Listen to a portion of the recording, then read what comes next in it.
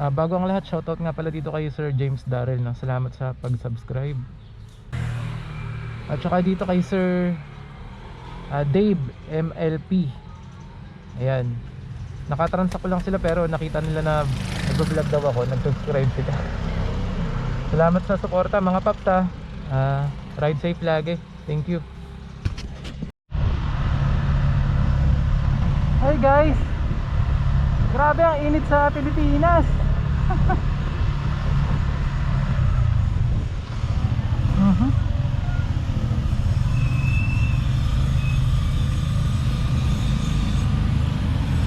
Hirap, blind spot.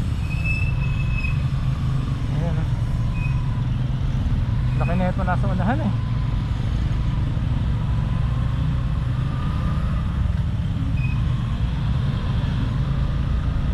Nako, dalawa pa pala. Dalawa palang pastong nasa unahan.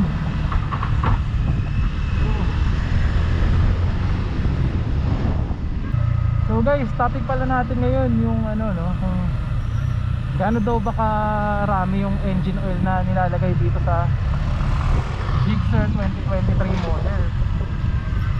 Ang dami ko nakikita kasi nito sa ano eh. Ang dami ko nakikita nagtatanong ng ganito sa FB page.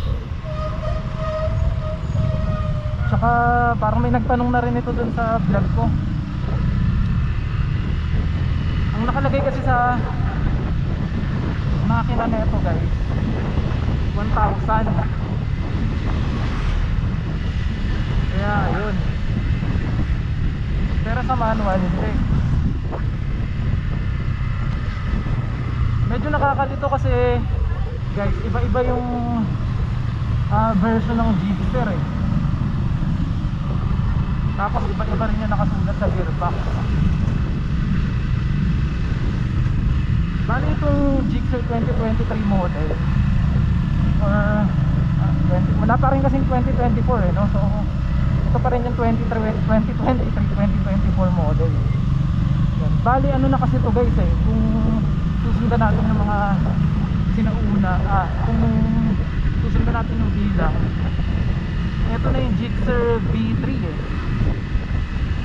Kasi merong ano, unang labas na Gixxer, ano siya, Gixxer car. No, iba yung headlight nun eh, parang patulis, katulad din ng sa mga router, katulad din ng sa FT, parang ganun yung style niya. Tapos nagkaroon naman ng FI, hindi ko alam yung year pero nagkaroon din ng FI, tapos magkamukha lang yun, magkamukha lang yung carb at saka yung FI. Ngayon may nagkaroon ng FI V2. Yun, doon na nagsimula yung ano, nagbago yung headlight niya, parang naging flat na yan, tapos LED na siya. Yun yung V2. Ngayon yung V2 na yun, kamukha siya na itong ano V3. Halos wala silang pinag-iba, fairings lang. Yun, pero ang nakalagay sa gearbox nun na lang is 850. Yun, so doon nagkakaroon ng confusion kasi yung B2 nga may dalawang klase pa nun eh.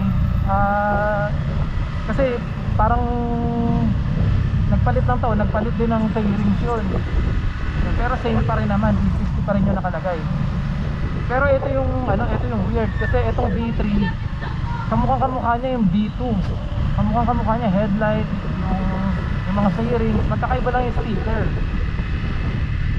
Yun. Actually pala mali yung sinabi ko kanina, no, na hindi nagpalit ng fairings, nagpalit lang ng speaker sa fairings.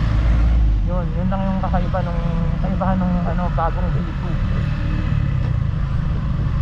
Yan, itong B3 kamukha niya yung B2.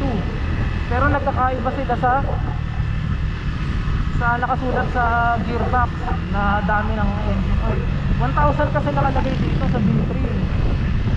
Doon naman sa B2 850. Doon nagkakaroon ng confusion. Ngayon ngayon, wala naman akong ano eh.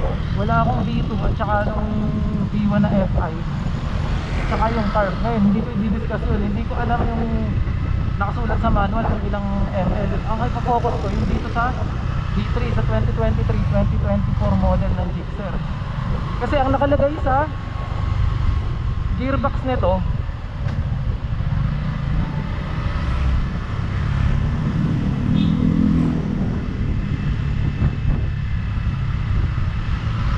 kasi ang nakalagay sa gearbox nito, ayun nga 1,000, pero sa manual, yan, lalagay ko dito yung manual ha. Yan yung manual.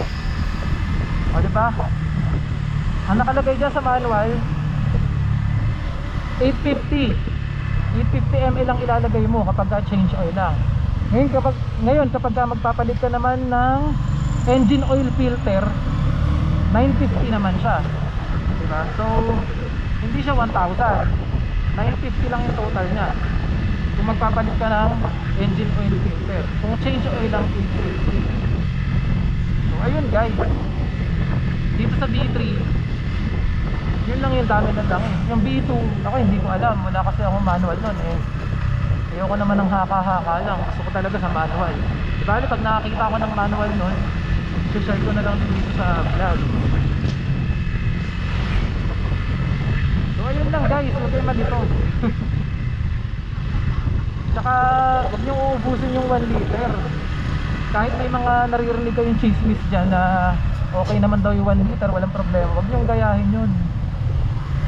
Lagi kayong magbabase sa user's manual, kasi yan yung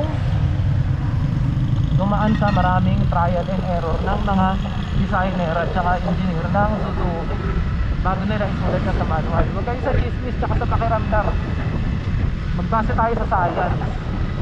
Kung sila hindi nagkakaproblema doon, it's good for them. Pero kasi pagka sobra yung nilalagay mo lang is kagaya na 950 tapos 1 liter ilalagay mo, edi sobra ka ng 50 ml. Baka maghanap yun ng lalabasan niya. Marami-rami din yung 50 ml ah. So mas maigi, sundin mo na lang yung manual para hindi ka magka-problema sa mga leak, diba? 950 lang, tapos tago mo na lang yung sobra. Baka pagka malayo-layo na yung binabiyahe ng motor mo, magkulang, pang tatapak mo na lang doon. Lalo na pagka hindi fully synthetic yung gamit mo, pag mineral lang, mabilis yung mag-deteriorate. So pwedeng pang-tapak kayo. So ayun lang, sana maging klaro na sa inyo, no? Sana nakatulong. So hanggang dito na lang. Thanks for watching.